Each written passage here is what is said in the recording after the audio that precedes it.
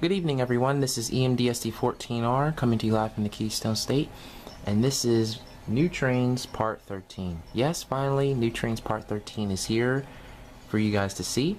This video is about the new trains that I bought over the past 3 weeks in the new year of 2014 from Nicholas Smith Trains. If you guys saw my Fisker Karma video, that was filmed at Nicholas Smith Trains about 2 weeks ago, and ever since then I've been buying trains from them. And yeah, let's get this show on the road. You guys are gonna flip out when you see the stuff that I have today, because you're just gonna be baffled. You're gonna be like, wow.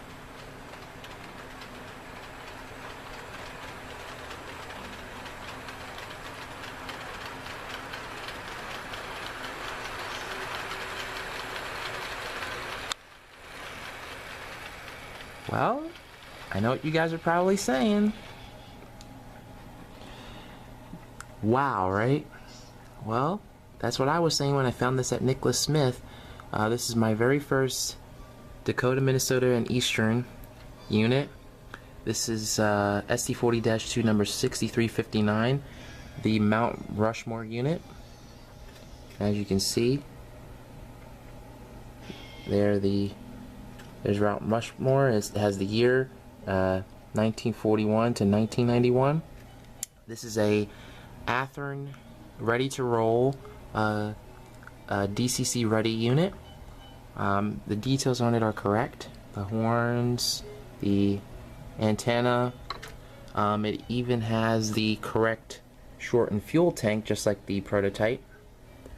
I had to pick this unit up because you really don't see too many DME units this far east. Not anymore. In 2012, when CP Rail was still running freights through Philadelphia, I filmed several of these units on CP trains running at night through Philadelphia. So I actually had to pick at least one of these units up to, you know, because of that. Not only that, I like the Dakota, Minnesota and Eastern also. Very beautiful engine. Very nicely detailed. It's got the MU hoses on the plow. The plow is the correct plow. And everything. And it's a very, very heavy engine. Extremely heavy. It's not no pushover as far as pulling power is concerned. And you'll see when I move the rest of the train. Next up we have the Bessemer and Lake Erie ore cars. These are from Athearn Ready to Roll also. There's 2 different numbered sets that you can buy for these cars, and I'll show you the numbers.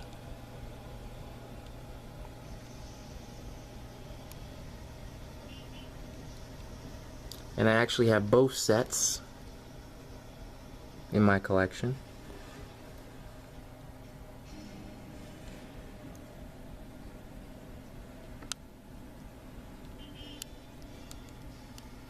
So yeah, so now I have these in my collection. I actually have 10 of these cars now.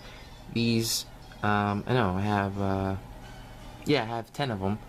I have these 4, and then I have 2 Walthers versions on my other ore train. But these aren't the only ore cars that I bought. Nope. And they come with loads in them. I'm actually going to put more realistic loads in them. I also added Kadee couplers to all the cars. These are the older style ore cars, older Michigan style ore cars with the extended sides. These are Lake Superior and Ishpeming, Lake Superior and I know that. I'm not really good at pronouncing the last name, but yeah, these are the LS&I ore cars. This is actually only one of the sets. There's another set that you can get. Pretty much when I bought these ore cars, I pretty much bought out every single Athearn Ready to Roll ore car that Nicholas Smith had, so they actually have to order more of them. I didn't see any the last time I went there either. So, yeah. Then here we have a Athearn Blue Box Sioux Line grain hopper. This is actually the 3rd one in my collection. I actually have 2 more of these, but the blue is a different color on them. One has a super dark blue, one is actually a light blue, and then in this one I bought this one because the frame is unpainted, the undercarriage is unpainted, and I thought that was really cool. So yeah, I put metal wheels on it, Kadee knuckle couplers, and everything. Okay, my next car up in my collection that that's in the train is my Western Maryland 3-bay coal hopper. I think this is my first Western Maryland hopper car that I have. It's very nice. It's got the metal wheels on it. It's a Bachmann model. I had to modify the coupler boxes to accept the Kadee whisker couplers, but that was pretty much it. I also added the internal braces on the sides of the car, and the metal weights fit under these plastic covers here on each end of the car, which is pretty cool. Next up is my Atlas Thrall gondola. This is an Environmental Rail Solutions car. There's the symbol or the lettering right there. In order to get this car Kadee compatible, I actually had to remove the original coupler boxes altogether because they were just too narrow for this car. So this car now has Kadee couplers and Kadee coupler boxes on it, which is really cool, and it runs great. It's a wonderful car. I like it. That's my first Atlas gondola of that kind. I think it's my first Atlas gondola in general, and I like how they already have the yellow reflective stripes on the side already. Really like that. Next up is my Bowser Executive Series Penn Central H30 covered hopper. I really had to get this one because it's a really unique hopper. Never seen one like it until I went to Nicholas Smith. They actually have several types. They had another Penn Central one, Conrail, and then Pennsylvania Railroad.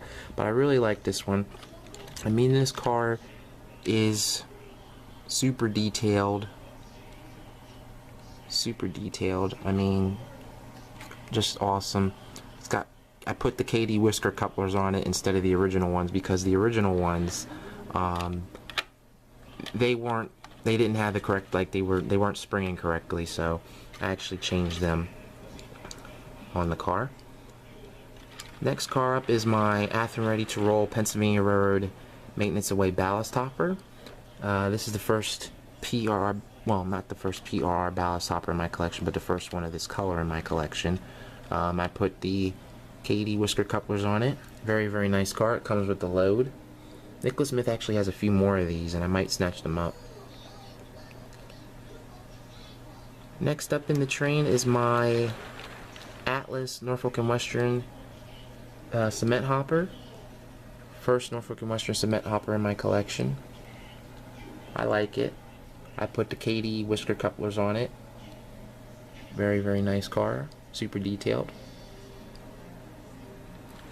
And then next I got my first Conrail refrigerator car. This is a Athearn model. Originally the couplers on it were the original coupler cushion zones were on here, but one of them was broken, so I just removed them all together and added Kadee long shank couplers to both ends of the car. It already came with black and metal wheels, so that was a plus. But saw this car sitting on the shelf, had to get it, had to buy it, and I just had to get it. So yeah, very, very nice car. And then finally, bringing up the rear, I got two more ore cars. These are similar to the G36 ore car, but they're not exactly the same. I have now I have 10 of these cars. This is my first Union Pacific one, and this is my first Norfolk and Western one. These are Bachmann. The original coupler boxes were not designed or couldn't be modified to accept the couplers, so I actually had to cut them off completely, only leaving I left a little bit of the original plastic on the bottom of the frame, on the bottom where the original coupler pocket was, and I just added Kadee coupler boxes to it. Actually had to drill holes out to accommodate the screws. It was a little bit of an extensive project, but it was worth it. I check all the coupler heights on my cars, even if they are the correct height. If you change a coupler, it's best to just check them anyway, just to be on the safe side. So that's it for that train. That's it for that train. Now let's move on to the inner track. You guys have probably noticed these two cars already, but I want to show you what's up at the front. Yes, finally. I know what you're saying. Oh my god. Oh my god. You finally got a P32. Yes, I finally have an Amtrak P32 in my collection. Yeah! After years of not having one, I finally got one. Found this at Nicholas Smith. This is a pre-owned model. I mentioned in one of my videos that I was getting a locomotive repaired, and this was the locomotive that I was getting fixed. It actually had a bad decoder in it, and they replaced the decoder for me. They put a new Digitrex decoder in there for me. It's a dual mode decoder. Very, very nice unit. It's got LED lighting. It's got functional ditch lights. I will be making a separate video on this engine. This is an Atlas Silver Series. Numbers 519. It's got all the details on it. Very nice. It's got in-cab interior, windshield wipers. I mean, this thing has the whole 9 yards. And it's in the Pepsi Can scheme. It's in the Pepsi campaign scheme. I'm like, wow. And be honest with you, this is the only one I've seen at Nicholas Smith in years. Like, you rarely can find these in any train store today. I mean, if they're brand new, yeah, but they're hard to get. I usually can find them online on eBay, but they're too expensive. Some of them are a little bit too expensive. I mean, the Walthers Trainline version is more common than the Atlas version, which is, this one is an Atlas. Let me do a shot of the roof detail.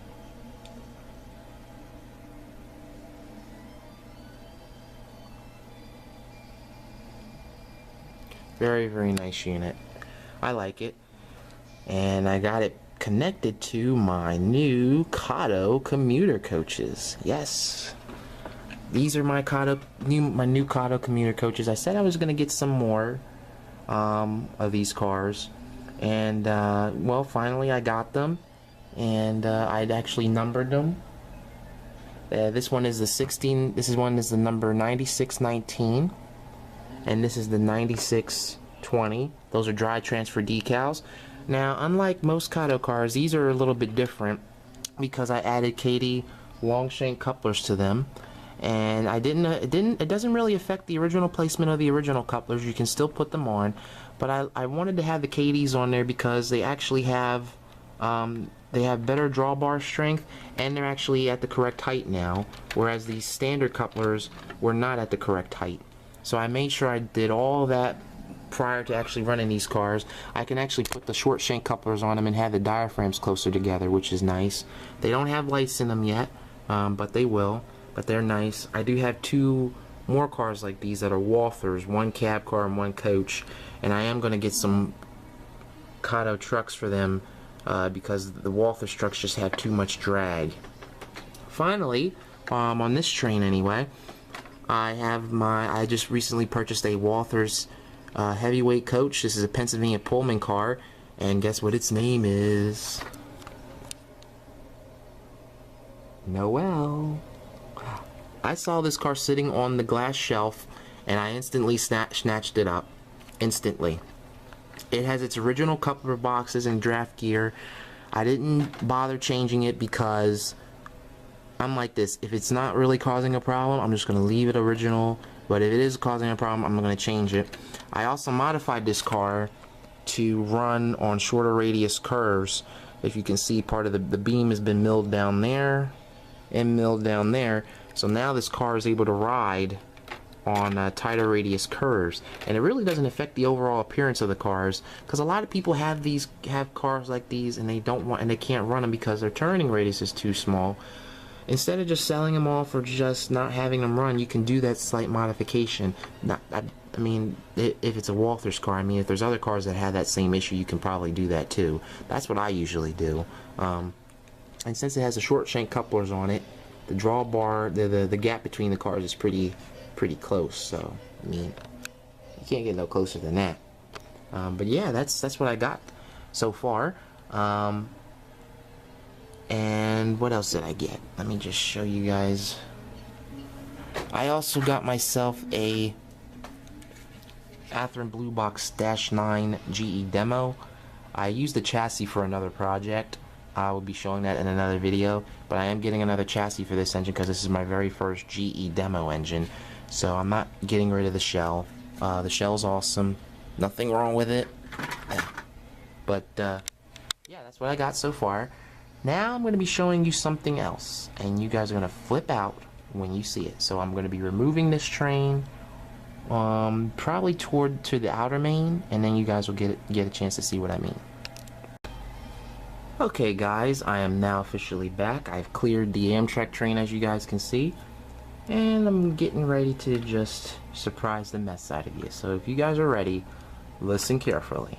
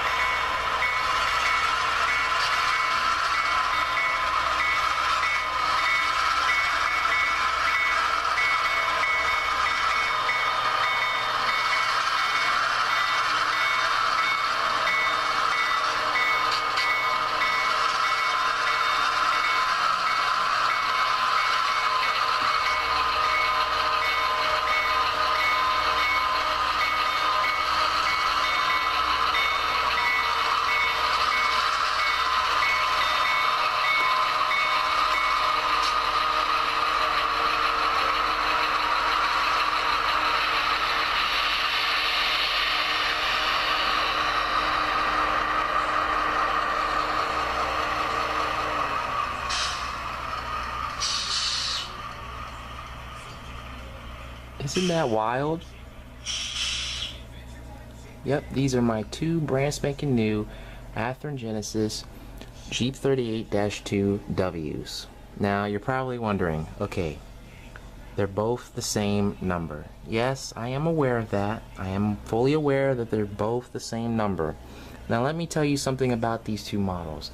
The lead unit here, the one that has one of the headlights blown out, obviously, that's the display model, or the demo unit that Nicholas Smith had. So this is the demonstration unit. It is a little bit more scruffier, I should say. Some things were a little bit more beat up on it, but that's because it was the demo unit and they used it for basically anybody that wanted to see one run. That was the one that was left out of the box, and they tested it a lot. And obviously it has a burnout headlight. I mean, you know that. This is the one that was this one is brand spanking new also. Well, both of them are new, but that one's more used because it was a demo unit. This one's brand spanking new, right out the box. And both models are great. You're probably wondering, okay, you paid an arm and a leg for these. Well, no, I didn't. I talked to one of the people there. I think his name was Jack, either Jack or Bill at Nicholas Smith, and Athearn actually made a lot more models than what they needed of this locomotive. And when Nicholas Smith bought them, they actually got them for a deal. Would you believe me if I told you I paid less than $160 for these two? Would you believe me if I told you that? Because I did. I paid less than $160 for these two engines with sound and DCC. That is incredible. Not only that, but these were the last two in the store that had sound and DCC. So I had to snatch them up. I had to. I mean, I'd be crazy if I just snatched up one and not snatched up the other. Now, the first unit here, since it's a little bit more beat up, it is going to be repainted into my railroad's color schemes, because I already have drawings and paint schemes for these units from Canadian National. So I will be repainting that unit. That unit will probably more than likely stay the same. It's not going to get anything changed on it except the railings, because the railings are terrible on Athearn Genesis units.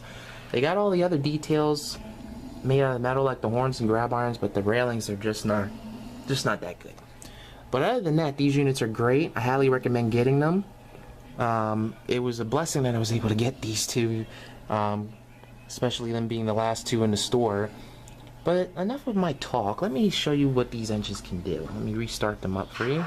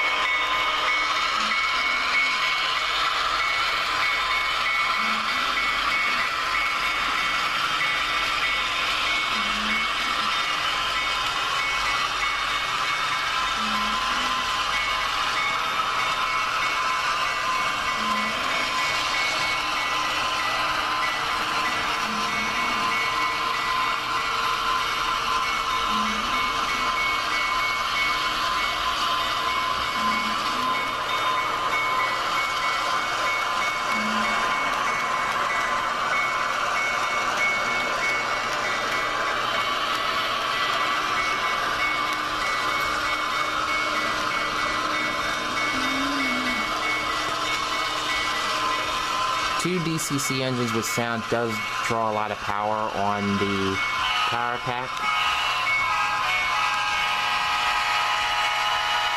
which is why it's going a little bit slow, but that's okay.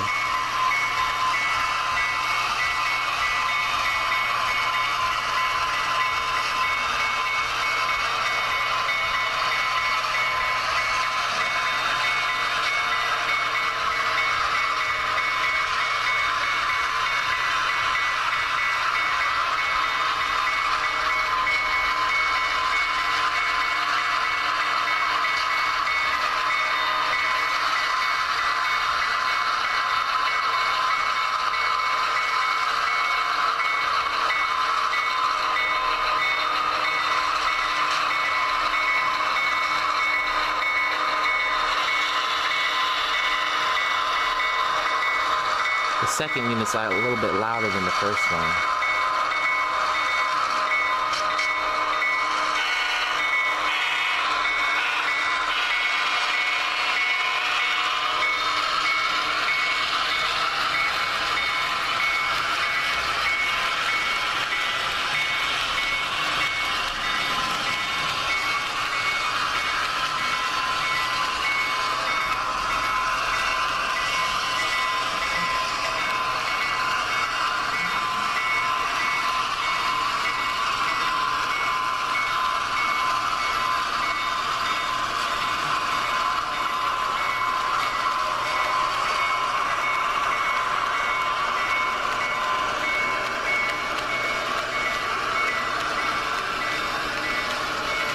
Well, I hope you guys enjoyed the video of New Trains Part 13.